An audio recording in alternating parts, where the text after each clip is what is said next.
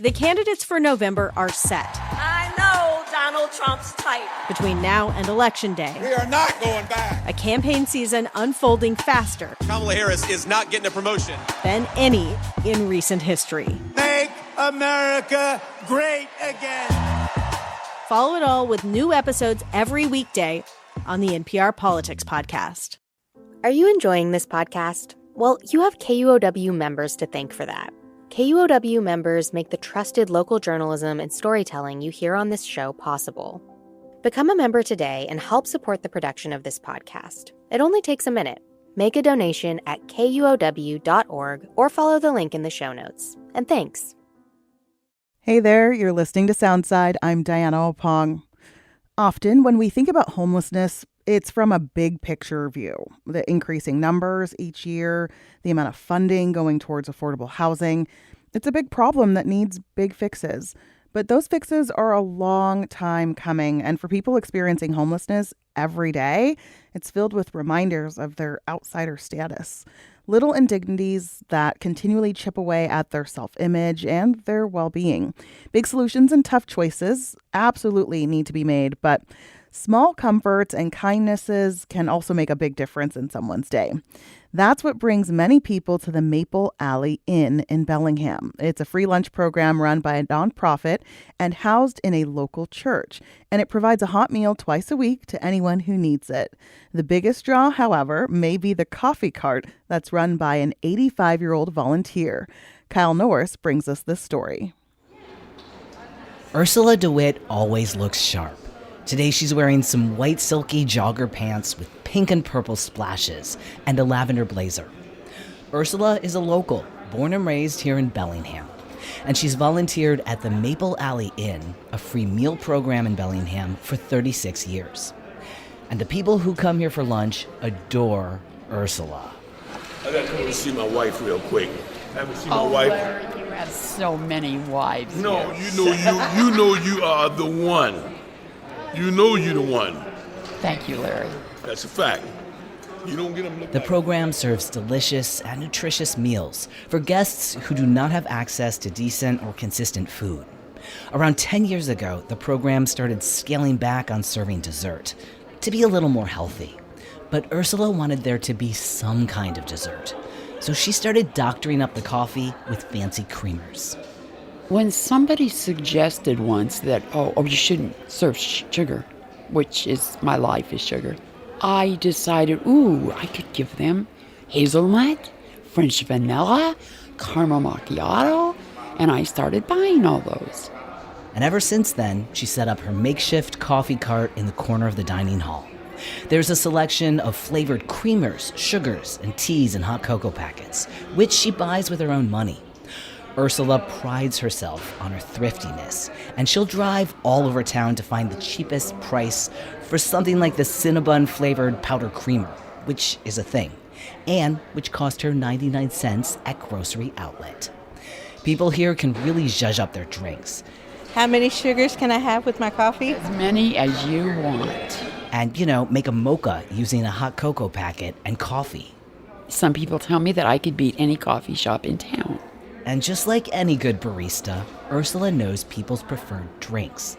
She'll often get it ready for someone as they approach the cart. One regular even gave her the nickname Mrs. Folgers.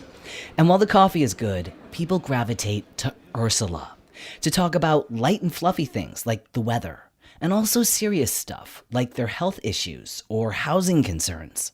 There's often a small crowd around Ursula. And a lot of people just like me find her just wonderful because she is so open to talking to you. That's Michael. We're using his first name only. He's a longtime regular of the free lunch program. He's also a big fan of Ursula. In fact, Michael loves sitting in the most popular seat in the house, the chair next to Ursula.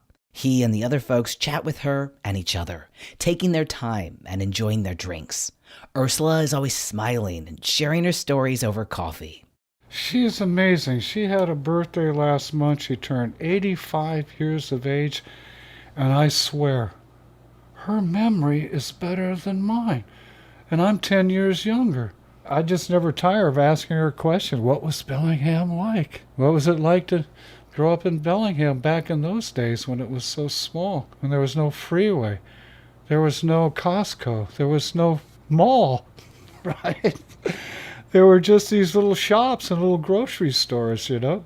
For Michael, this cart is a refuge. Michael was born and raised in Seattle and says he came from a stable, loving home.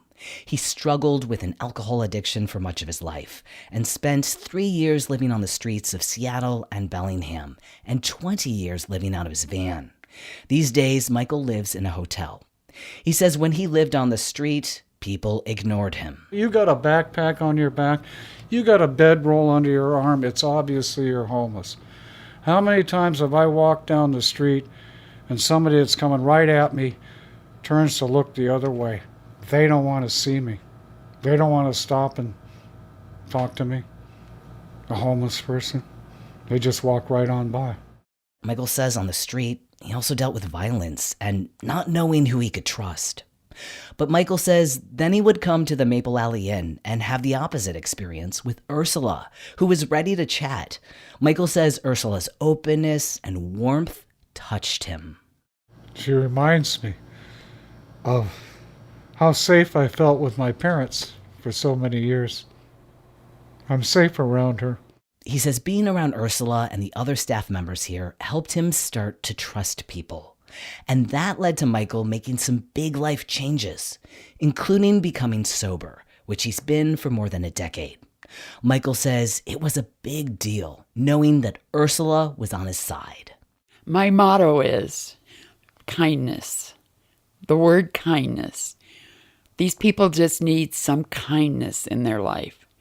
They don't need to have people make fun of them or say bad things to them on the street. Ursula's thing is to listen to people in a non-judgmental way. They need some kindness in their life and a cup of coffee or tea or hot chocolate. Ursula has changed too. When she first started volunteering with the program more than 30 years ago, she says she was terrified because she had no experience interacting with vulnerable populations of people. I guess I had never dealt with people that maybe had some mental problems or were dragging a wet sleeping bag. As the years went by, I realized everybody needs a friend, and they were extremely nice people. Okay, Miguel's here for his coffee. He thinks I'm going to make him 4 sugars and a little over a half a cup of coffee in a to-go cup with a lid on it. Yes, I know that by heart. Ursula says the people she serves coffee to at Maple Alley Inn have become some of her dearest friends, who she sees twice a week at the coffee cart. For Soundside, I'm Kyle Norris. Hi there, I'm Monica Guzman, host of A Braver Way podcast and your guide across the political divide. Are you done with the divisiveness in our politics and ready to do something about it? This season, we've partnered with KUOW to reach more listeners like you. Join me as I sit down with guests from across the political spectrum. Together, we'll share tools, insights, and messy, real-life stories to help you face this election year without losing heart. Listen to A Braver Way now on the KUOW app or wherever you get your podcasts.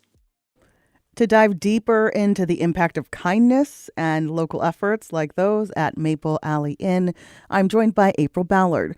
She's an assistant professor of environmental health at Georgia State University, and she focuses on the challenges faced by people experiencing homelessness, especially around access to basic necessities. April also highlights the importance of maintaining dignity in these interactions. April, thank you so much for being here. Thank you for having me. How does dignity play a role in supporting vulnerable populations? I would say that dignity plays, a huge role. We think about people who are struggling to meet their basic needs and how challenging that is from just a mental health standpoint.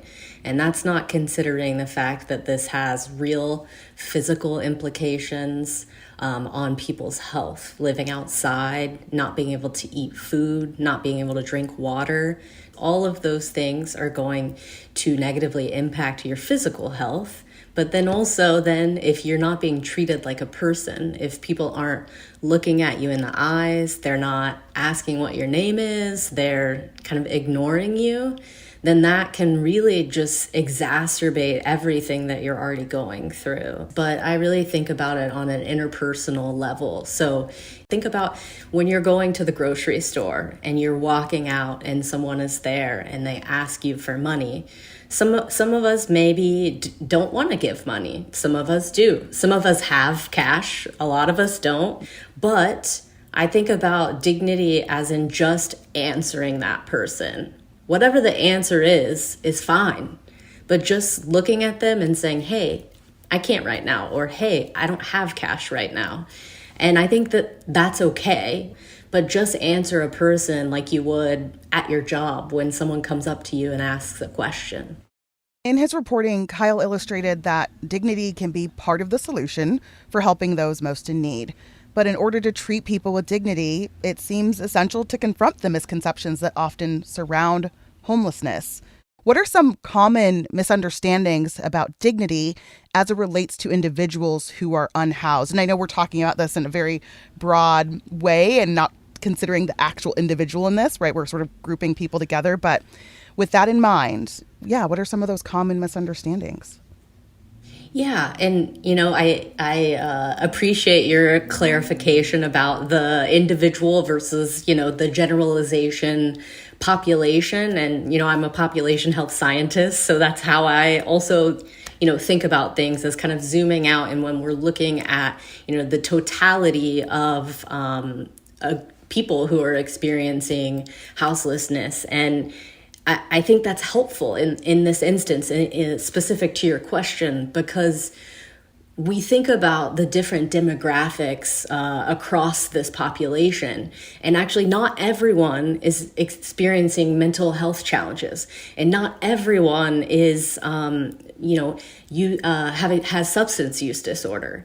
And so when we actually group people under those umbrellas, that's when I feel like we're kind of selling people short. And also, people that do struggle with mental health illness and people who do struggle with substance use disorder, they're people too. And they look at a lot of different ways.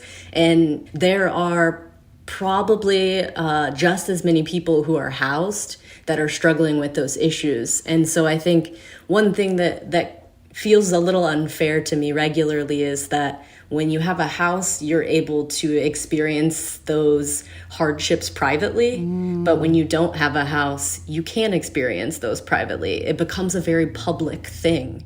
Right. At your most vulnerable state, you have an audience in a way. Absolutely. And I think that's really where I try to challenge people in noting, all of us have someone close to us, or we personally struggle with anxiety or depression. I mean, in the US, that is such a common thing. And most of the time, we're interacting with people every single day that are going through the same situation. They're just housed. Yeah. And I think, we all use our discretion to keep ourselves safe every day. And I would say, use that same discretion. You don't have to treat people differently because you perceive them to be housed or unhoused. Homeless advocates and legislators tend to focus on concrete issues like finding people housing and giving them overall support for addiction or food stability. How much are service providers thinking about these smaller, more tangible moments? I think it's a challenge. It can be a lot to ask, specifically service providers of that, because we're dealing with a system that is heavily under-resourced and understaffed. And so I do think it's a challenge for when the demand is so high and resources are so low to get people to be able to think about that. And so I think the call is really on a wider audience, right? We need to think about the general population and how we, one, put dignity forth in our individual interactions with people, but two, how we advocate as communities, as practitioners, as faculty members, as community leaders, I think the service providers are doing as much as they can with what they have. And I think where the gap is, well, one, it's at a government institutional level, but two, there is a lot of talking about this being an issue, but not a lot of doing from communities. And I think we like to kind of look away, right? We like to look away from the issue because when something's really hard and tragic and maybe we don't understand it is sitting right in front of us, it's really, really challenging to just like sit with that. It's much easier to just look away. Yeah. When you're uncomfortable, it's easy to want to make that feeling go away. So looking away is one way to do that. Was there anything in the story about Ursula and Michael that you think was specifically working or that touched you as a researcher? I appreciated her transparency because I think that people don't talk about this enough. Is she mentioned that she felt uncomfortable at first and nervous. She said that she had never worked with this population before and she wasn't sure how it was going to go, what to expect. And I think that that's so normal. And I think that we should normalize being uncomfortable and normalize going into something and not knowing what's going to happen. And I think that people are people and people are complicated and people are good. I choose to believe people are good. I think that really stuck with me, just like that acknowledgement of I was really nervous and look at this beautiful thing that I created and continue to foster despite that nervousness. And I think that is powerful. Of course, we don't want to, overstate the importance of small gestures. And there is something about treating another person with kindness that really resonates. But it doesn't take the place of making tough decisions, like where to put housing or whether to allow encampments. Where's the balance that someone needs to consider when they think of how they choose to support homeless individuals? What I come back to and what I've been thinking a lot about is more so how I can be a connector. So I'm not trying to do everything myself. I'm not trying to recreate the wheel. I'm not trying to step on anyone's toes. But how can I contribute to a system? Knowing, for example, what are your local shelters and where are they? What are the services that are available to you and your community? And so one thing that sometimes I refer people to is the United Way has I think it's 211 system. And that's pretty standard across the US, that United Way, if you call this number, and you tell them a service that you need, they basically have a database of local services and they can tell you where to go and to connect you to that. Now, it's not an exhaustive list, but it's pretty comprehensive. So for those in need, that's something they can reach out to. Got it. Okay. Yeah. And so, you can call for someone or you can, just tell someone to call themselves. And so I think that's a good resource of thinking about how do we start connecting, or how can we serve as connectors to existing services so that we don't feel so overwhelmed by such an overwhelming topic. So April, to wrap up our conversation, it's clear that fostering dignity for homeless individuals is essential. What changes do you hope to see in smaller towns like Bellingham in the treatment of homeless individuals and their dignity in the coming years? It's a really challenging question. It needs to be, I guess, recognized that the Supreme Court case is really making it challenging. The Supreme Court ruled that it is legal for basically people to be arrested who are sleeping outside. And so in that, basically, the Supreme Court is saying that it is illegal to be experiencing houselessness. And so in that, that kind of, it's a difficult climate to think about how we can make people feel like they have self-esteem and self-worth and treat people with dignity when our governing body is setting that tone. You're referring to the Supreme Court opinion in Grants Pass versus Johnson, which makes it easier for communities nationwide to fine, ticket, or arrest people living unsheltered, even when there is no adequate shelter available. Yes. So that, I think, is something that we're up against. It's a new challenge, unfortunately, like a very new challenge. But I think that that's where communities come into play. And so I think that there is momentum for us to be caring for each other and not to be... there's momentum for us to be caring for each other. And maybe that's where my hope lies, is that there is a lot of grassroots movements and this idea of community of care that I think is really powerful. And I think there's a lot of conversations about collective impact and a lot of research that is going into community action research, which is where we're not just studying something, but we're understanding what people want, what people need, and how do we help them achieve that. April Ballard studies the lack of access to basic necessities for those experiencing homelessness at Georgia State University. Thanks so much for your time, April. Thank you so much. Thanks for listening to Soundside. By the way, this show is only possible because listeners support us. If you are able to give right now, check out the show notes for a link to donate. And don't forget, you can listen live on KUOW 94.9 FM Seattle at noon and 8 p.m. Monday through Thursday, or anytime online at KUOW.org. KUOW is here to help you cut through the noise of election season. Check out Sound Politics, a new podcast hosted by me, Libby Denkman, and Scott Greenstone. Plus, KUOW's partnership with A Braver Way podcast hosted by Monica Guzman, your guide across the political divide. More at KUOW.org/elections.